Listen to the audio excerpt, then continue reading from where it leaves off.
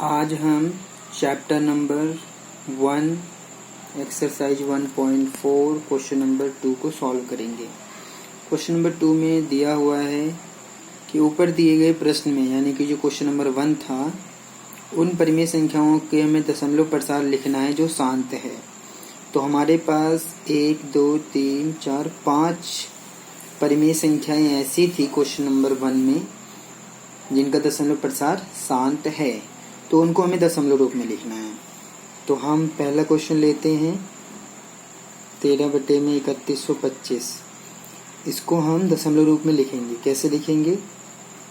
13 तो ऊपर ज्यों का त्यों रहेगा और नीचे जो 3125 है इसका गुणनखंड हमने किया था 5 गुणा 5 गुणा 5 गुणा 5 गुणा 5। तो 1 2 3 4 5 मतलब कि हमने 3125 का गुणनखंड कर दिया।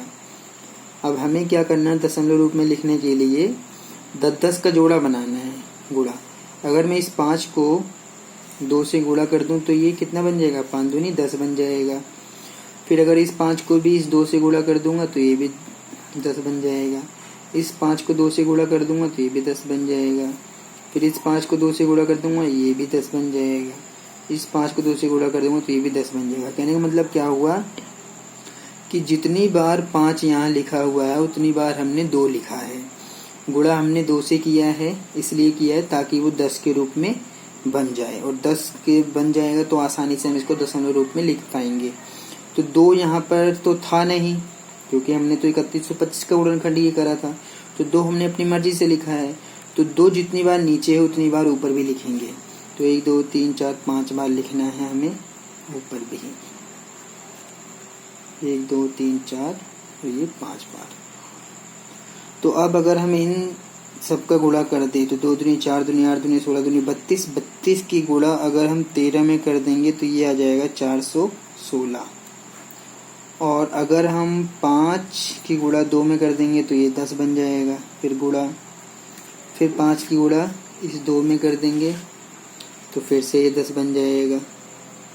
फिर इस 5 की गुणा इस 2 में कर देंगे तो 10 बन जाएगा। फिर इस 5 की फिर इस 2 में कर देंगे 10 बन जाएगा। फिर इस 5 की 2 में कर देंगे तो ये 10 बन जाएगा। तो अब ये आ गया हमारा 416 बटे में 10 10 की गुणा करेंगे तो 1 2 3 4 5 जीरो आ जाएगा इसके आगे। अब अगर हम इन 5 जीरो को हटाना चाहते हैं तो हमें इसमें दशमलव लगाना पड़ेगा 5 अंक पहले। तो हम कैसे लगा सकते हैं? ये 416 हमारे पास है। अगर हम 2 जीरो इसके आगे ले लें और यहाँ पॉइंट लगा दें तो अब अगर हम पॉइंट को देखें ध्यान से तो क्योंकि हमें ये 5 जीरो हटाना है तो 5 अंक पहले हमें दशमलव लगाना था। तो 1 2 3 4 5 और पॉइंट से पहले 1 जीरो होता है। तो यही हमारा आंसर आ गया। थोड़ा सा आपको ध्यान देना पड़ेगा तो आप आसानी से इनको हल करना सीख जाएंगे। तो अब हम लेते हैं 17/8। तो जब हम 17/8 को लेंगे, अगर हम इसका दूसरा पॉइंट हल करें 17/8 को, तो आप देखेंगे कि 17 तो ऐसे ही रहेगा। 8 के गुणनखंड में 2 दूनी 4 दूनी 8 आता है। अब अगर मैं इस 2 को 10 बनाना चाहता हूँ तो 5 से गुणा करना पड़ेगा। फिर इस 2 को अगर 10 बनाना चाहता हूँ तो इसको भी 5 से गुणा करना पड़ेगा। इस 2 को 10 बनाने के लिए 5 से गुणा करना पड़ेगा। ये जो 2 तो इसके अंदर 8 का गुणनखंड है। 5 हमने अपनी मर्जी से 3 बार लिखा है तो 5 हमें ऊपर 3 बार लिखना पड़ेगा अपनी मर्जी से। तो अब यहाँ पर क्या बनेगा? 2 की गुणा 5 में करेंगे तो 10, फिर 2 की गुणा 5 में करेंगे 10 और 2 की गुणा 5 में करेंगे 10 और ये 17 गुणा 5 25 25 25 25 125। यानी कि हमने क्या किया? पहले इन तीनों की गुणा कर दी। 5 25 25 और 25 25 125 की गुणा 17 में कर देंगे। तो जब हम 125 की गुणा 17 में करेंगे तो हमें मिलेगा 7 25 35 के 5 हासिल 3, 7 दूनी 14 और 3 17, 7 दूनी 7 और 1 8 और ये आ जाएगा 1 की 5 में 5 2 1। तो 5 7 5 12 2 हासिल 1 8 2 10 11 हासिल 1 1 और 1 2। तो ये आ जाएगा हमारा 21 और 25। अगर हम नीचे ध्यान से देखें तो ये अगर हम 10 10 की गुणा कर देंगे 3 बार तो ये हमें 1000 मिलेगा। और अगर हमें 3 जीरो पॉइंट हमें 3 अंक पहले लगाना पड़ेगा। तो 1 2 3 यानी कि 2.125 हमारा आंसर आ जाएगा। इसी तरह से हम बाकी क्वेश्चन को भी सॉल्व कर सकते हैं। अगर हम 15/1600 लेते हैं, थर्ड पॉइंट में 15/1600, तो 15 तो ऐसे ही रहेगा।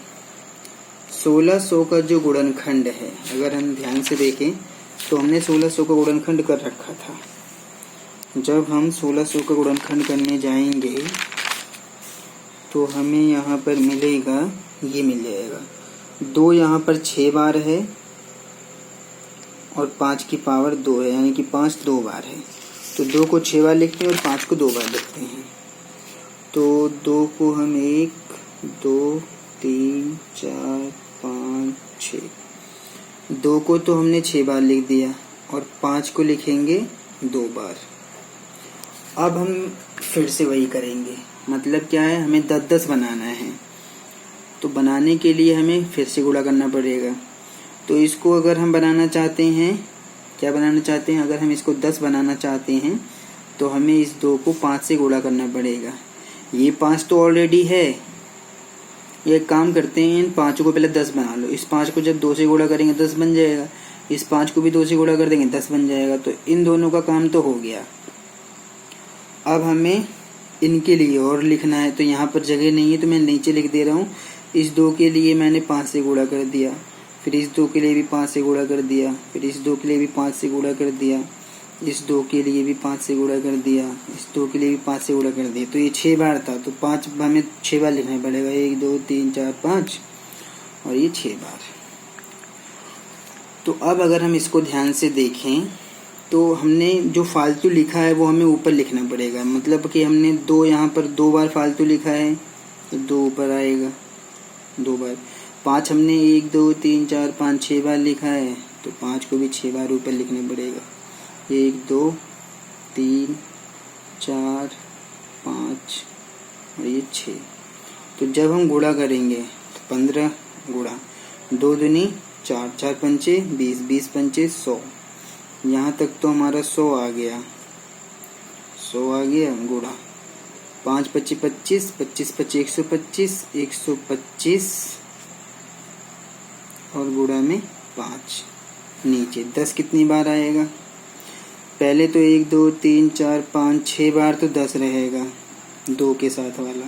तो 1 2 3 4 5 6 बार और फिर 2 के ये हो गया, 5 के साथ में भी था 5 दूनी 10 5 दूनी 10, 2 बार और रहेगा। अब हम अगर इसको गुणा कर दें तो हमारा काम हो जाएगा।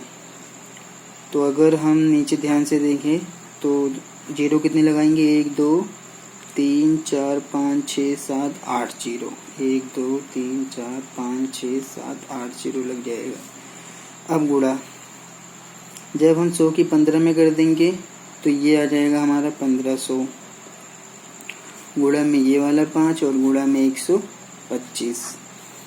अब अगर हम ध्यान से देखें तो 15 पचे 7500 तो ये हो गया और गुणा में 125 और नीचे उतने 0, 1 2 3 4 5 6 7 8 0 आ जाएगा, 1 2 3 4 5 6 7 8 0। अब हम 125 की गुणा 75 में करते हैं। तो जब हम 125 की गुणा 75 में करेंगे तो हमें मिलेगा 5 25 25 की 5 हासिल 2, 12 पंचे 60 और 2 62, 7 25 35 की 5 हासिल 3, 7 दूनी 14 और 3 17, 7 एकम 7 और 1 8, ये आ जाएगा 5 5 और 2 7, 6 7 और 6 तेरे 3 हासिल 1 8 और 1 9, तो यह आ जाएगा 9 3 7 5 और 2 0 इसमें ऑलरेडी पहले से ही है। अब नीचे है 8 0 लगाना है, तो 2 3 4 5 6 7 8 0, 2 0 से 2 0 कट जाएगा, तो 9 3 7 5 और नीचे आ जाएगा कितने 0, 1 2 3 4 5 0, 1 2 3 4 5 0। अब इसके अंदर दशमलव में 5 अंक पहले लगाना है, तो 1 2 3 4 मतलब कि 9375, अगर हम इसके आगे 0 ले लें तो 1 2 3 4 5 यहाँ लग जाएगा और 5 फिर 0, तो यही हमारा आंसर है।